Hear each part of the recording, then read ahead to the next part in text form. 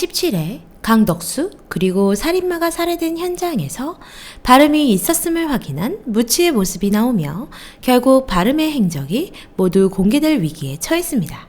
자신의 과거를 쫓던 바름이 총을 맞은 요한에게서 실험 쥐라는 말을 듣게 된 것을 기억하는데요. 이미 요한은 자신과 바름이 관찰되고 있음을 알고 있었던 거겠죠. 3회만 남겨두고 있지만 아직 회수되지 않은 떡밥들이 많이 있는데요. 과연 18회에서는 제일 궁금했던 출생의 비밀이 풀릴지 지금부터 드라마 마우스 리뷰 시작합니다.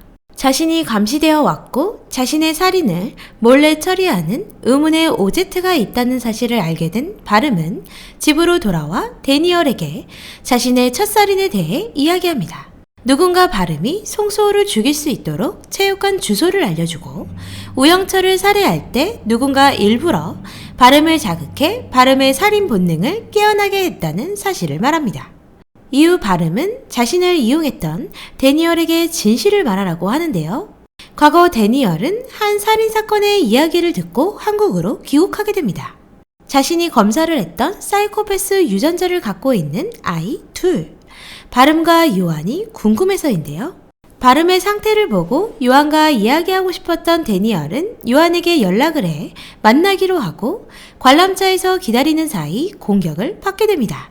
이 또한 오제트의 짓이었네요. 심각한 상태에서 요한이 도착을 했고 데니얼은 자신을 만나러 왔던 성요한에게 바름에 대해 모든 이야기를 했습니다. 이후 성요한의 집 지하에서 치료를 받으며 살 수 있었던 것입니다. 하지만 여전히 누가 오제트 꼭대기에 있는 것인지 알지 못했던 바름. 바름은 데니얼에게 누가 자신을 실험쥐로 만든 건지 말하라며 목을 조르고 위협을 하던 중 묻은 연쇄살인 사건에 대해 인터뷰를 하고 싶다며 홍주가 찾아옵니다. 알고 보니 홍주가 찾아온 것은 바름의 시선을 돌리기 위함이었는데요. 바름과 홍주가 있던 사이 데니얼이 몰래 바름의 집에서 탈출을 해 홍주와 함께 떠나게 됩니다. 데니얼은 홍주에게도 모두 털어놓습니다. 홍주는 그 사실에 요한이가 안쓰러워 눈물을 흘리는데요. 자신이 사랑했던 사람을 못 믿었기에 더 상처가 큰 것이겠죠. 한편 그렇게 데니얼을 놓치고 혼란스럽던 바름은 경찰서로 향하는데요. 그곳에서 바름을 본 무치가 달려듭니다. 영상 속 바름이 너무도 수상해 범인이라 확신하는 고무치. 모두가 보는 앞에서 바름을 때리며 난동을 부리는 사이 이 형사가 몰래 증거품이었던 영상 파일을 없애버립니다. 이 형사와 바름이 짜고 살인을 저지르나 생각한 고무치는 흥분 상태였고 그 모습을 본 오봉이는 고무치를 말리다 유치장 신세가 되어버립니다.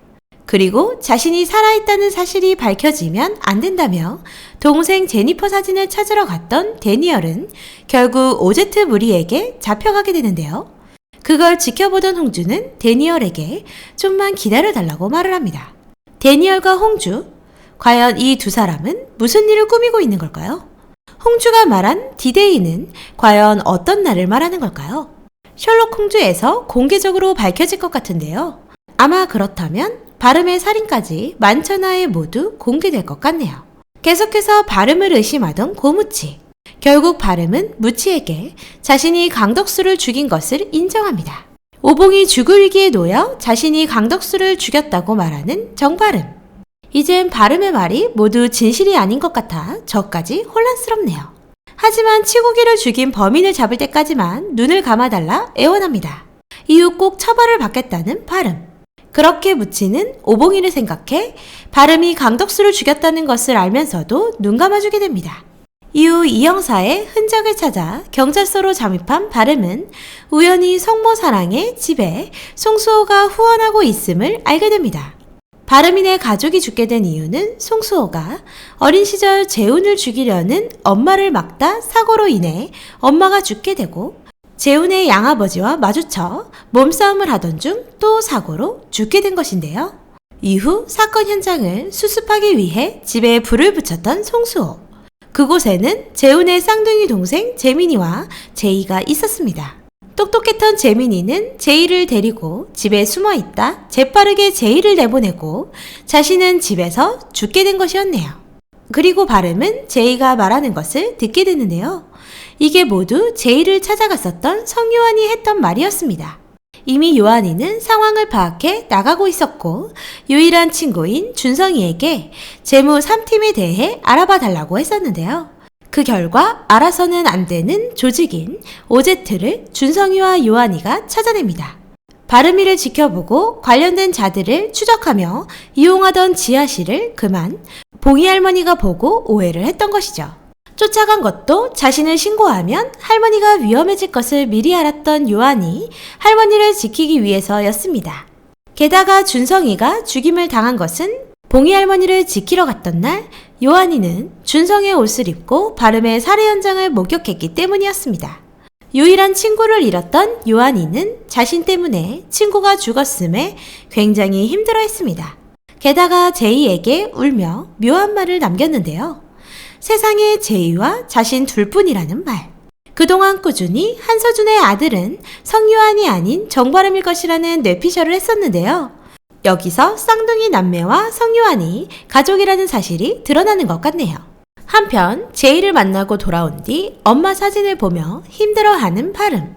울다 잠이 든 바름을 찾아온 봉이가 바름을 보게 되는데요.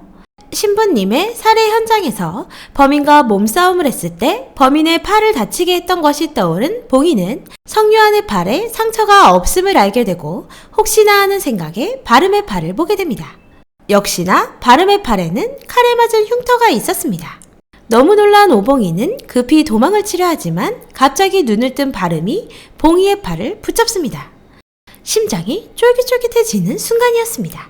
그 시각 치국이 사건 현장에 있던 무치도 상황을 정리해 나가다 결국 바름이가 진범이라고 생각을 하게 되며 18회가 끝이 납니다. 결국 이렇게 바름이가 살인을 하고 다니던 그놈이라는 사실을 봉이도 그리고 무치도 알게 되었는데요. 과연 바름이는 목표대로 치국이를 죽인 진범을 잡고 오제트를 밝혀내고 자신의 죗값을 받을 수 있을까요? 고무치가 성요한의 증거품에서 발견한 한 서류를 보고 놀랐는데요. 유전자 검사 같은데 과연 성요한의 진짜 엄마는 누구일까요? 그리고 왜 바름과 성요한은 뒤바뀌게 된 것일까요? 단순히 실험을 위해서일까요? 빨리 19회가 보고 싶어지네요. 오늘 굉장히 많은 떡밥이 풀리긴 한 것 같은데요. 아직은 남은 떡밥 회수를 위해 광치쌈의 뇌피셜은 계속됩니다. 오늘도 재미있게 보셨다면 좋아요, 구독 부탁드립니다.